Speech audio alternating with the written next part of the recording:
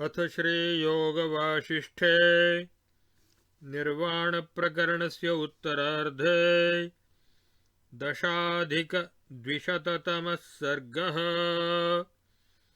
श्रीवसिष्ठ उवाच फले क्षयेन्दुभारूपे प्राप्ते ध्यात्रिशतैर्नभः यथा न शतपूर्णेन्दु तथेदं कथनं शृणु। चन्द्रबिम्बस्य ध्यातारः प्राप्ताः प्राप्तव्यसुस्थिताः नेदं नभस्थलं प्राप्ता न चेमं शशिनं श्रिताः। क्वेवान्यसङ्कल्पपुरमन्यः प्राप्नोति कथ्यताम् सङ्कल्पपुर्यामर्थाप्तिस्तज्जन्तावेव नापरे। पृथक् पृथक् स्वसङ्कल्प सर्गखेष्वेव ते स्थिताः चन्द्रास्तपन्ति तत्रैव कलाक्षयविवर्जिताः। विषेयमस्मिन्नेवेन्दाविनिध्याता निशाकरे अस्मिन्नेव विशन्त्यन्तरात्मबुद्धि सुखोज्झितः। अहमिन्दुं प्रविष्टः स्यामिन्दुबिम्बसुखान्वितः ध्यातेति तादृक् सुखभाग् भवतीति विनिश्चयः। यथायमनुसन्धत्ते स्वभावं संविदव्यया तं तथैवानुभवति भवेच्चेदृढनिश्चयः। यथेन्दुत्वं स्वसङ्कल्पात् सर्वध्यातुः पृथक् पृथक् भात्येवमेव वनिता लाभः काल्पनिकः स्वतः। या ध्याने ध्यात्रिलक्षाणां साध्वी भार्या त्वमागता तत्कल्पनानुभवनं तेषां सत्त्वात्मनि स्थितम्। गृहादनिर्गतो जीवः सप्तद्वीपपरः स्थितः तस्यापि तत्काल्पनिकं राज्यं व्योम्नि स्वमन्दिरे। समस्तं कल्पनामात्रमिदमाद्यज्ञजन्मनः शून्यमप्रतिघं शान्तं तेष्वपि स्यात् किमन्यथा। दानौर्ध्वदेहिकतपो जपादीनां परत्र यत् अमूर्तानां फलं मूर्तं तदिदं कथ्यते शृणु। दानादिचिह्नितधियः परत्र स्वप्नवत्फलं पश्यन्त्यमूर्तामूर्ताभमजं चिन्मूर्तिकल्पनात्। वेदना वेदनाकारा स्पन्दा स्पन्दात्मवै पुनः चिन्मात्रस्यास्य तद्भ्रान्तिशान्तौ शान्तात्मनिर्मलम्।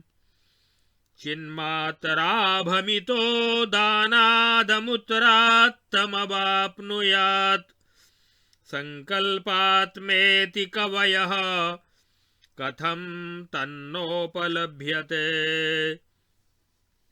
कल्पनात्मनि संसारे सङ्कल्पो कृत्रिमं फलम् चिन्मात्रमभितो दानाद्दानाद्वास्तु यथोदितः।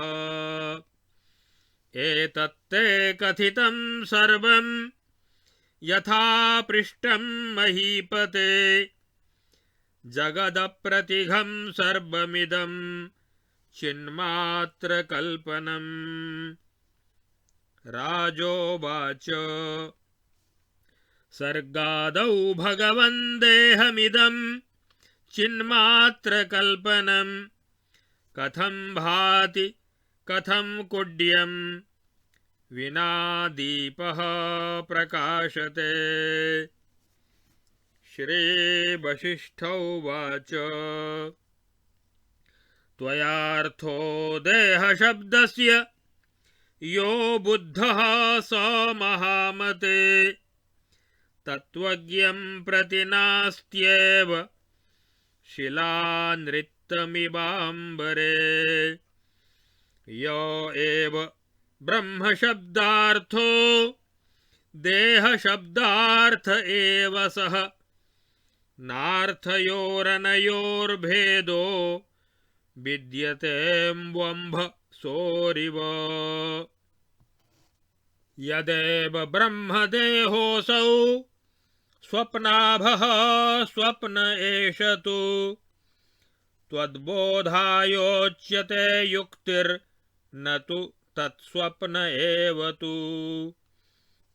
स्वप्नस्तवानुभूतार्थस्तेनातस्त्वं प्रबोध्यसे न तु सर्गे चिदाभाते सादृश्यं स्वप्नभस्मना। कस्तत्र नामदेहोऽयं कस्यैते स्वप्नधीः क्व वा स्वप्नेन ज्ञावबुद्धेन भ्रमेणाज्ञोपबोध्यते। तत्र जाग्रन्न च स्वप्नो न सुषुप्तं न चेतरत् किमपीत्थमिदं भानं खमात्रं मौनमोमलम्। अभातमेव भातीव यदद्येत्थमिदं तु तत् प्राग्विभातं तथात्यच्छं जाग्रत्स्वप्नादिनो यथा। देशाद्देशान्तरप्राप्तौ यन्मध्ये संविदो वपुः तन्मयं सर्वमेवेदं द्वैतमद्वैतमेव च। अन्यत्र चिन्मयं स्वप्नं द्वैताद्वैतं शुभाशुभं निरावरणचिन्मात्र नभसैवोपमीयते।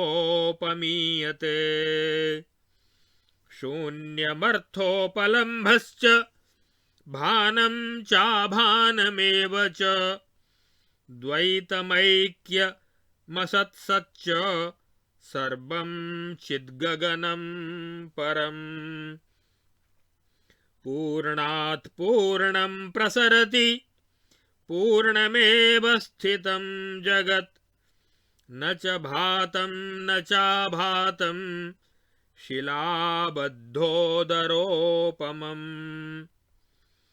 यतो जगच्चिदुन्मेषो व्योमात्मा प्रतिघं ततः चिन्मात्रं यत्र यत्रास्ति तत्र तत्रोचितं जगत्।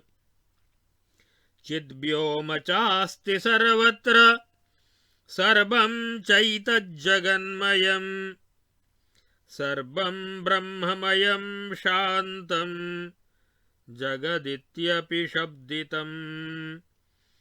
यथा स्थितमिदं विश्वं तथा संस्थमनामयं ब्रह्मैव निरवध्यात्म चित्सङ्कल्पपुराकृति। असम्भवादन्ययुक्तेर्युक्तिरेषैव शोभना अयुक्त्यनुभवं तूक्तं नार्थिनामिह शोभते।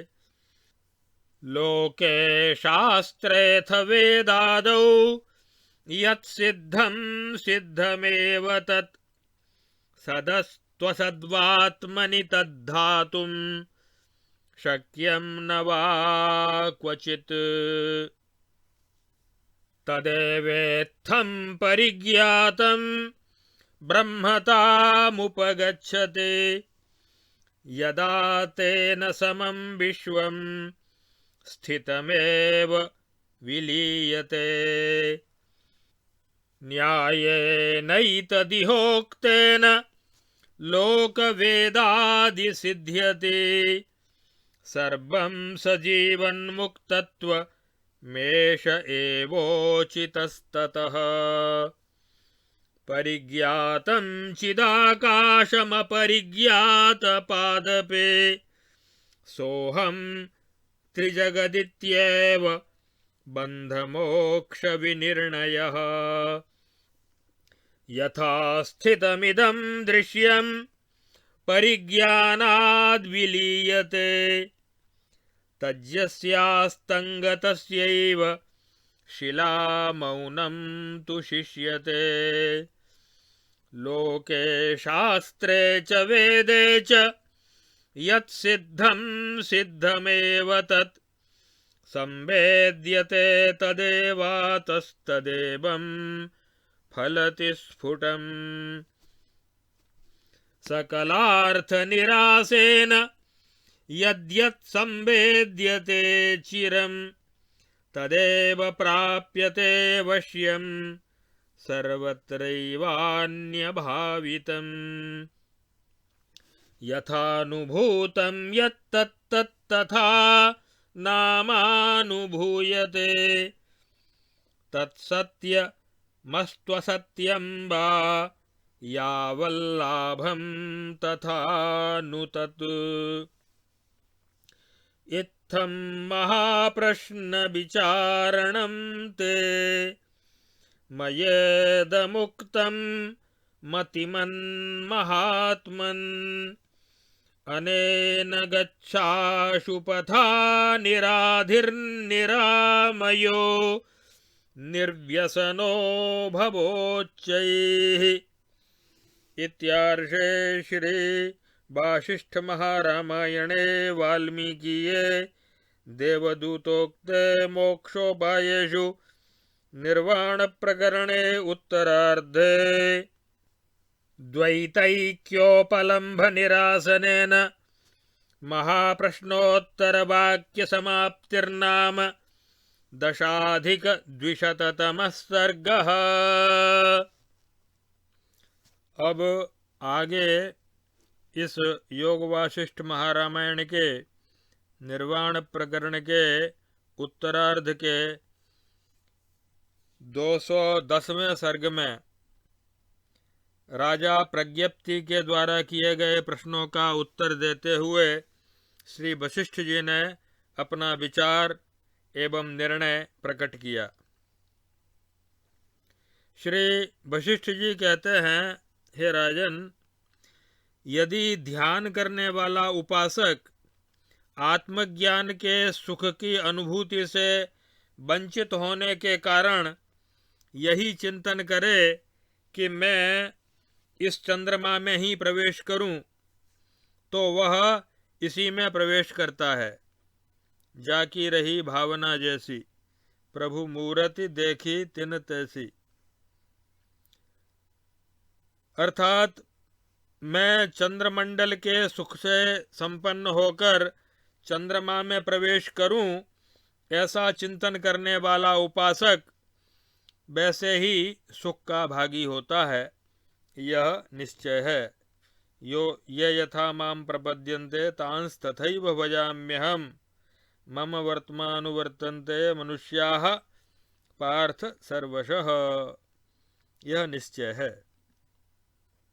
यह उपासक दृढ़ निश्चय के साथ जैसे स्वभाव का ध्यान करता है, उसकी अक्षय चेतना वैसे ही स्वभाव का अनुभव करती है।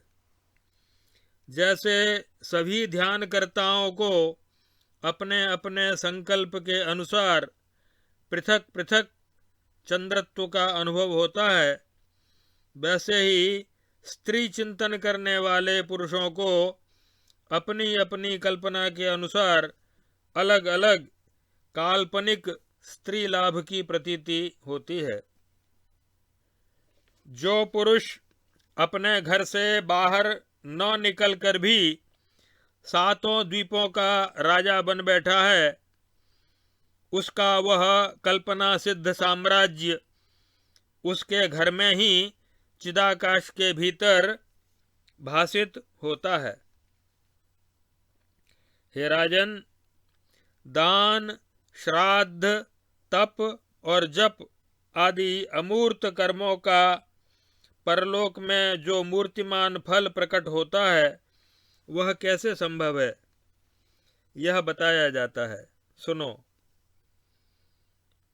उनकी बुद्धि उन दान आदि सत्कर्मों के संस्कार से भावित होती है, अतः वे परलोक में अमूर्त रहकर ही मूर्तिमान फल को देखते हैं और अनुभव करते हैं।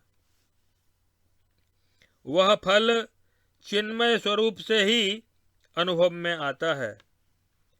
मन और ज्ञानेंद्रियों से वेदना और अवेदनाकार भ्रांति होती है। इस भ्रांति के द्वारा विषय प्राप्ति के लिए वह चिन्मय जीव मन सहित कर्मेंद्रियों से प्रेरित होकर सचेष्ट एवं निश्चेष्ट होता है, और फिर उस भ्रांति की निवृत्ति होने पर वह निर्मल शांत चिन्मय आत्मा ही शेष रहता है।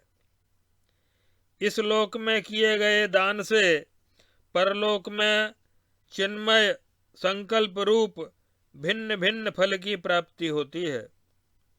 उसे संकल्प स्वरूप जीव प्राप्त करता है, ऐसा विद्वानों का कहना है।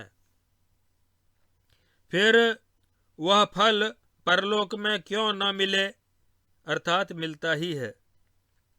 इस कल्पनामय संसार में अकृत्रिम संकल्प ही चिन्मय फल रूप होकर चारों ओर उपलब्ध होता है। भले ही फिर वह दान न करने के कारण दारिद्र्य जनित दुख के रूप में प्राप्त हुआ हो, अथवा दान करने से ऐश्वर्य भोग के रूप में उपलब्ध हुआ हो, वह सबका सब होता है शुद्ध चिन्मय ही। हे राजन, तुमने जैसा पूछा था उसके अनुसार यह सब मैंने आपको बता दिया। यह सारा जगत आकार शून्य तथा चिन्मय ब्रह्म का संकल्प मात्र है। इसके बाद फिर राजा ने पूछा, राजा माने राजा प्रज्ञप्ति प्रश्न कर रहे हैं। राजा प्रज्ञप्ति ने पूछा, हे भगवन, सृष्टि के आदि में जब एक निराकार चिदाकाश ही था, तब उसके द्वारा देह की कल्पना कैसे संभव हुई? क्योंकि शरीर में ही चैतन्य की अभिव्यक्ति देखी जाती है। अव्यक्त चैतन्य में भ्रांति आदि नहीं देखी जाती। ऐसी दशा में पहले भ्रांति की सिद्धि हो तब देह की सिद्धि हो सकती है, और देह की सिद्धि हो तभी भ्रांति की सिद्धि हो सकती है। यह जो अन्योन्याश्रय दोष आता है तथा शरीर के बिना चैतन्य की अभिव्यक्ति कैसे संभव है, इस अध्यास की निवृत्ति के विषय में आप कुछ कहें। तब श्री वशिष्ठ जी बोले, हे महामते, तुमने देह शब्द का जो अर्थ समझा है वह तत्वज्ञानी के प्रति उसी तरह असंभव है जैसे आकाश में पत्थरों का नाचना। तत्वज्ञानी की दृष्टि में जो ब्रह्म शब्द का अर्थ है वही देह शब्द का भी अर्थ है। इन दोनों के अर्थ में वैसे ही कोई भेद नहीं है, जैसे कोई कहे अंबु और अंभस, जल और सलिल। गिरा अर्थ जल बीच सम कह्यत भिन्न न भिन्न वागर्थाभिव संपृक्तौ वागर्थ प्रतिपत्तये इत्यादि।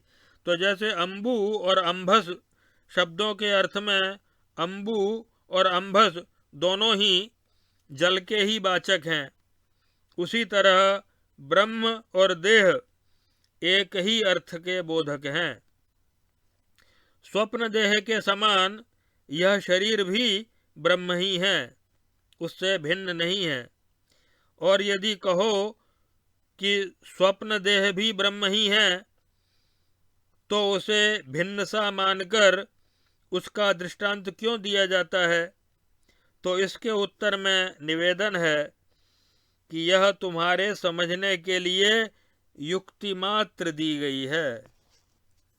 वास्तव में स्वप्न देह को उससे भिन्न बताना अभीष्ट नहीं है, क्योंकि स्वप्न भी ब्रह्म ही है। स्वप्न का तुम्हें अनुभव है, इसलिए उसके द्वारा तुम्हें समझाया जाता है। स्वप्न में यह शरीर कौन है? ये स्वप्नगत पदार्थ किसके हैं? अथवा किसमें स्वप्न बुद्धि है? और स्वप्न काल में स्वप्न कभी स्वप्नवत प्रतीत न होकर सत्य ही प्रतीत होता है। तो इत्यादि रूप से विचार करके ज्ञानी के द्वारा समझे गए भ्रम रूपी स्वप्न से अज्ञानी को बोध कराया जाता है। ब्रह्म में न जागृत है, न स्वप्न है, न सुषुप्ति है, और न और ही कुछ है, किंतु मन वाणी से अगोचर तुरीय ओंकार स्वरूप परम पुरुषार्थमय स्वयं प्रकाश चिदाकाश ही इस जगत के रूप में भासित होता है। त्रैगुण्य विषया वेदा निस्त्रैगुण्यो भवार्जुन निर्द्वंद्वो नित्य सत्वस्थो निर्योगक्षेम आत्मवान। आज जो यह विश्व इस तरह भासित सा होता है, इसे अभासित ही समझो। पहले जिस तरह सच्चिदानंद घन रूप से भासित था, उसी तरह वह अब भी अत्यंत निर्मल है। जागृत स्वप्न आदि अवस्थाएं इसमें कदापि नहीं है। यह द्वैत अद्वैत सब कुछ ब्रह्ममय ही है। पूर्ण परब्रह्म परमात्मा से पूर्ण का ही प्रसार होता है। पूर्णात् पूर्णमुदच्यते। अतः पूर्ण परमात्मा से ही यह जगत स्थित है। न तो कभी इसका भान हुआ है और न इसका कभी अभान होता है। स्फटिक शिला के भीतर घनीभूत मध्य भाग की भांति यह सदा सच्चिदानंद घन ही है। लोक शास्त्र वेद आदि में जो वस्तु युक्ति प्रमाण और अनुभव से सिद्ध है, वह सिद्ध ही है। वही वस्तु स्वानुभव से जानी जाती है। स्वानुभूत्य गमानाय। अतः परम पुरुषार्थ रूप से फिर वही फल देती है। अन्य सब वस्तुओं का निराकरण करके जिस एक वस्तु का चिरकाल तक चिंतन किया जाता है, उसी की अवश्य प्राप्ति होती है। लोक में सब जगह देखा जाता है कि दूसरी दूसरी वस्तुएं भी चिरकाल तक चिंतित या भावित होने पर अवश्य प्राप्त हो जाती हैं। हे महात्मन, हे मतिमान बुद्धिमान नरेश, इस प्रकार मैंने तुम्हारे महान प्रश्नों पर विचार करके अपना निर्णय बताया है। अब तुम शीघ्रता पूर्वक इसी मार्ग के पथिक बन जाओ तथा मन से निश्चिंत और शरीर से निरोग और इंद्रियों से वासना शून्य होकर सर्वश्रेष्ठ हो जाओ। इत्थं महाप्रश्न विचारणं ते मयेदमुक्तं मतिमन्महात्मन् अनेन गच्छाशु पथा निराधिर्निरामयो निर्व्यसनो भवोच्चैः